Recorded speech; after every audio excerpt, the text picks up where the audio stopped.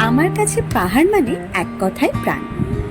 শহরের এই হাসপাসানি থেকে বাঁচার একমাত্র উপায়, একমাত্র শান্তির জায়গা। তাই বছরের শুরুতেই ক্যালেন্ডারের লাল কালিগুলো পাহাড়ের জন্য ডেডিকেট করে রাখা হয়ে গেছে। এবারের ডেস্টিনেশন ছিল উত্তরবঙ্গে আরও একটা সুন্দর পাহাড়ি গ্রাম। এই ট্রিপ সংক্রান্ত সব ডিটেলস আসবে পার্ট বাই পার্ট, তাই কোনো পার্ট মিস করে ফেলো না। সবাইকে ওয়েলকাম আমাদের ট্রিপ রমিং চ্যানেলে। চলো জার্নিটা কিভাবে স্টার্ট করেছিলাম সেটা তোমাদের বলি।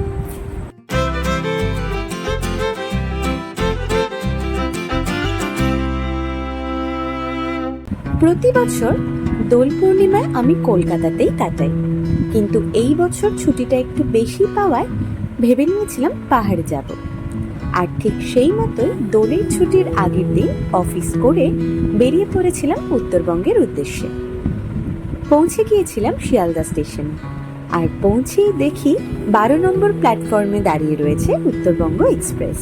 তাই দেরি না করে ঝটপট ট্রেনে উঠে নিজের সিটে বসে পড়েছিলাম।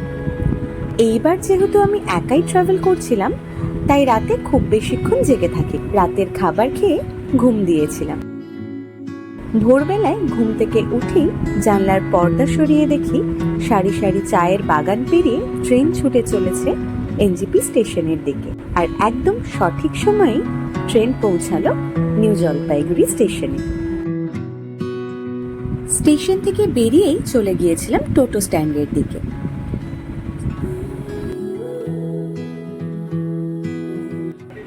গুড মর্নিং সবাইকে। পৌঁছে গেছে এনজেপি। এবার এখান থেকে আমি যাব তেনজিং নরগে বাস স্ট্যান্ড, তারপরে ওখান থেকে বাস ধরে কালিম্পং যাব। তো চলো দেখা হচ্ছে বাস স্ট্যান্ডে। স্টেশনের বাইরে শেয়ার গাড়ি এবং রিজার্ভ গাড়ি দুটোই পাওয়া যায় কালিম্পং যাওয়ার জন্য। তোমরা যদি গ্রুপে আসো তাহলে রিজার্ভ করে নেওয়াটাই বেটার। যেহেতু আমি একা ট্রাভেল করছিলাম, তাই আমি টোটো করে প্রথমে চলে গিয়েছিলাম তেনজিং নরগে বাস স্ট্যান্ড, আর সেখান থেকে বাস ধরে কালিম্পং। এই টোটো ভাড়া পড়েছিল 30 টাকা। বাস স্ট্যান্ডে নেমে সোজা চলে গিয়েছিলাম কালিম্পং এর টিকিট কাউন্টারে। পৌঁছে গেছি এনডিএসটিসি বাস স্ট্যান্ড এবং বাসে উঠে পড়েছি। কালিম্পংয়ে বাস ভাড়া নিয়েছে 130 টাকা করে। আজকে উত্তরবঙ্গ এক্সপ্রেস টাইমেই এনজেপি পৌঁছে দিয়েছে এবং সেখান থেকে আমি শেয়ার অটোতে করে এসেছি। 30 টাকা করে ভাড়া পড়েছে। আর এখন বাজে ওই 7:30 মতন, 7:50 বাস। তো দেখা যাক কতক্ষণ লাগে যেতে। গিয়ে কথা হচ্ছে তোমাদের সাথে।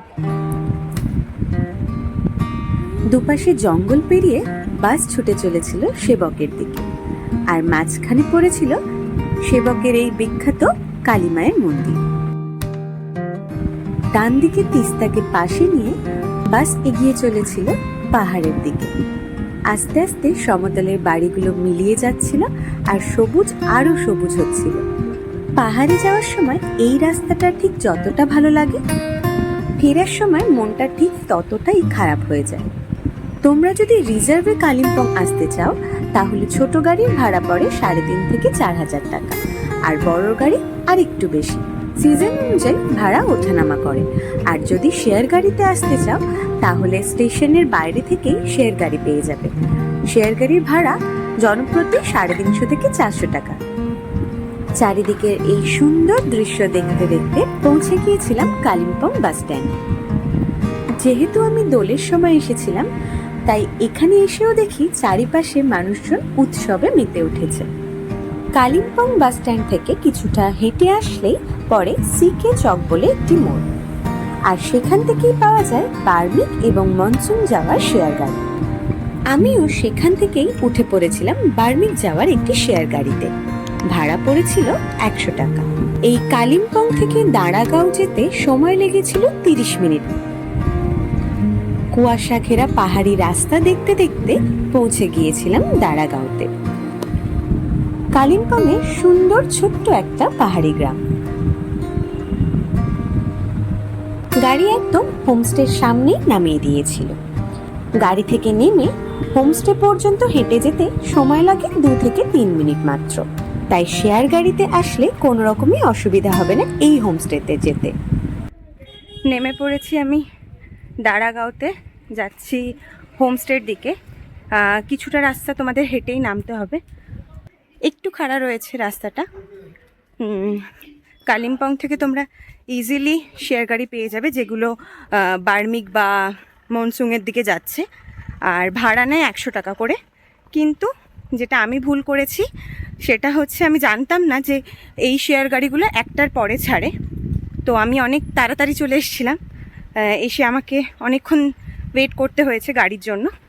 তো তোমরা যদি প্ল্যান করছো যে শেয়ারে আসবে, সেক্ষেত্রে কিন্তু অবশ্যই 1টা বা তার পরে এসো। হোমস্টেটা খুব সুন্দর করে সাজানো গোছানো, একদম পাহাড়ের ঢালে। আর এখান থেকে চারিদিকের ভিউ জাস্ট অসাধারণ। সবটাই তোমাদের দেখাবো। তবে সবার প্রথমে যেটা বলবো, এই হোমস্টের যেটা আমার সব থেকে ভালো লেগেছে সেটাই দোলনাটা।